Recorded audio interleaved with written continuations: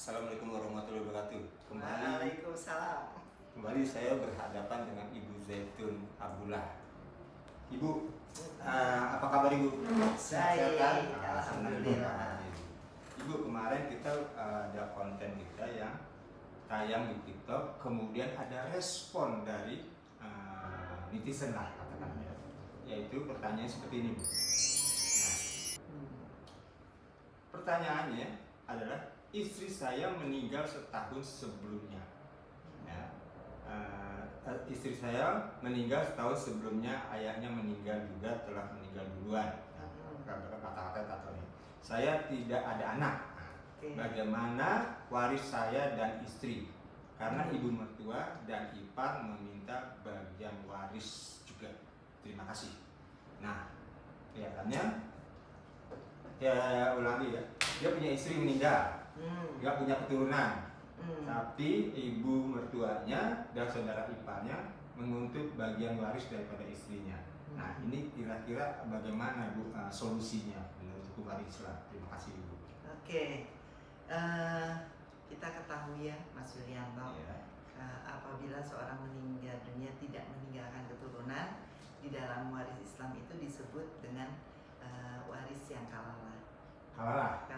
Artinya apa itu? Artinya adalah seseorang meninggal dunia tanpa meninggalkan keturunan, atau suka disebut dengan mati punah. Tidak ada keturunan. Ya.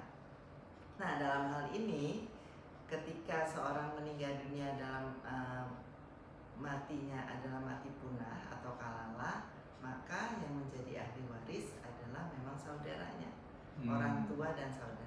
Kalau orang tua itu kan memang selalu menjadi ahli waris ya. Ya. Jadi waris Islam itu uniknya bahwa yang menjadi ahli waris itu bukan hanya anak, tetapi juga orang tua. Bukan hanya keluarga inti ya? Iya, keluarga inti dalam versi Islam itu adalah orang tua dan keturunan ke bawah gitu ya. Nah, jadi dalam hal ini dia termasuk dalam kewarisan yang kalalah. Dia meninggal dunia tanpa meninggalkan keturunan. Namun yang harus diingat adalah ketika si istri meninggal sampai saat ini kan belum dibagi ya hartanya ya.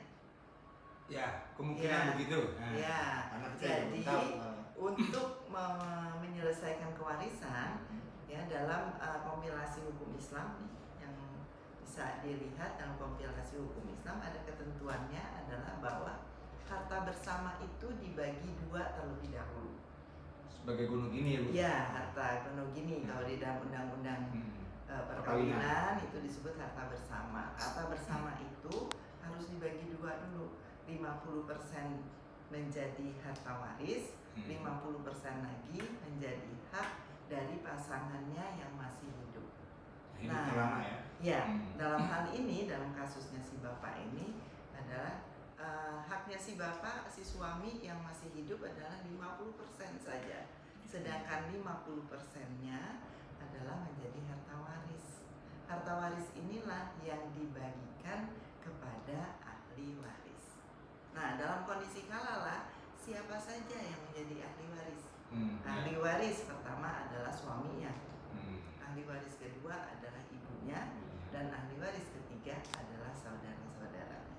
Nah, dalam kasus ini nggak disebutkan Ibu berapa saudaranya dan jenis kelaminnya juga nggak disebutkan. Kira-kira bisa diungkapkan dengan berandai-andai kayak gitu. Ya, berandai-andai ya. Dari kita ingat dari yang 50% ya ini. Dari yang 50% harta warisan itu suaminya mendapat setengah. Itu sesuai dengan Quran surat 4 ayat 12, An-Nisa ayat 12 ya, atau di KHI ada di pasal 179. Kemudian setengahnya, yang setengahnya lagi itu dibagikan untuk ibu dan saudaranya. Termasuk si suami yang terlama itu? Ya, suaminya itu dapat setengah dulu. Jadi dia dapat 2 kali setengah.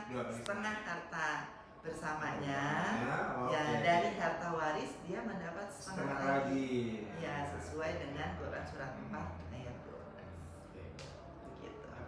Jadi sisanya ke ibu, baru ke saudaranya. Iya. Nah, saudaranya itu dapat bagian terbuka berarti. ya, saudaranya kita nggak tahu kan dia jenis kelaminnya Jenis apa. kelamin Nah, apa. itu bisa dilihat di dalam Quran surat 4 ayat 176 atau di KHI itu ada di pasal 180. Oke Ibu, terima kasih. Nah, itulah barusan penjelasan atau itu daging ya. Daging buat hukum waris Islam khususnya untuk seseorang yang meninggal secara kalalah, artinya mati punah tanpa meninggalkan keturunan. Demikian, terima kasih Ibu. Wassalam.